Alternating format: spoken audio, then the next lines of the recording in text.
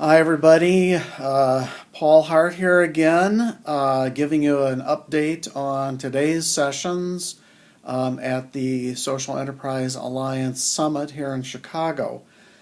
We've had an exciting day so far. We have heard some excellent breakout sessions. I went to a session that was put on by the Wisconsin Women's Business Innovation program.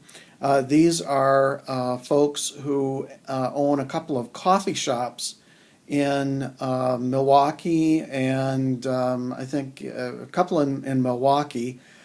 They use the sale of the coffee and ground coffee and other coffee related products as their social enterprise to generate revenue for their program, which is designed to help give business consulting and training and education to women who want to start their own businesses. And this was an excellent presentation on the entrepreneurial culture that this social enterprise had to develop over several years, and some of the challenges that they faced, and some of the hard decisions that they had to make. The two presenters admitted that the entrepreneurial culture is not for everybody who is working for an organization that may start out as a nonprofit.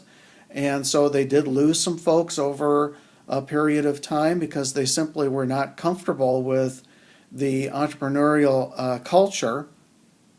And then they also did some very wise hiring to replace those folks who were not comfortable with the entrepreneurial culture, and did some very thoughtful thinking about the type of person who would fit well into their culture. So unfortunately, this is a message to other social enterprises that if you're involved in this culture shift, that it may take some time. You may actually have to wait for some attrition to happen with your employees who may not be very comfortable with that shift from being a pure nonprofit to being a social enterprise.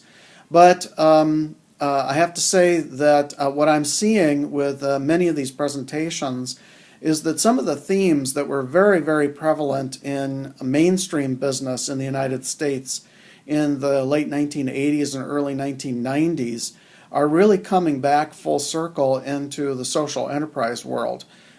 For those of you who may know something about some of the key business trends in the late 80s and early 90s, you know that teams and high involvement management and employee empowerment were extremely popular. There was a lot of training done. There were a lot of organizations that wanted to do something with these important trends.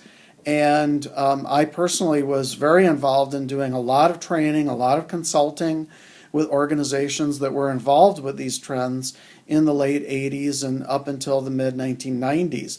Now, mainstream American business, I believe, did not fully embrace the values that had to go along with these kinds of trends.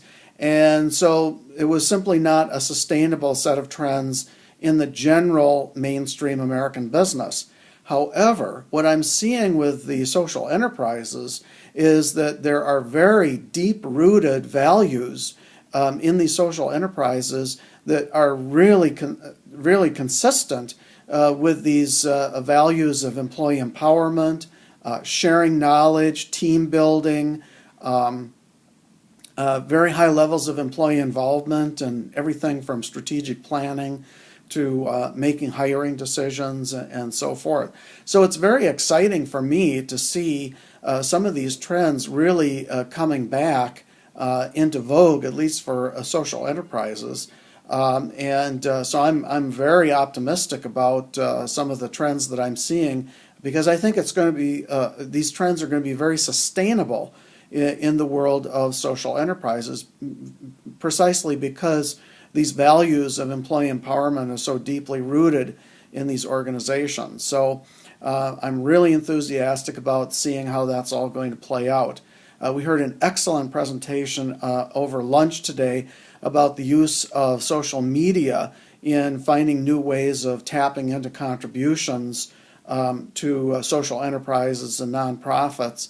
And I'm going to be finding some resources and links, but the presentation was based on a book called We First, so you might want to just Google We First, but some really exciting ideas about how really large organizations like Coca-Cola, for instance, are using social media and the web to help contribute to worthy causes.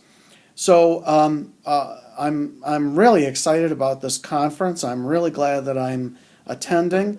I hope that when you see this video, if you have some questions about what I'm seeing as trends at the conference, that you'll get in contact with me either through email or posting on my blog or posting in my courses. I'd be glad to talk more with you about what I'm seeing at the conference. So thanks very much for listening, and I'll try to have one more update for you tomorrow before I leave. So bye now.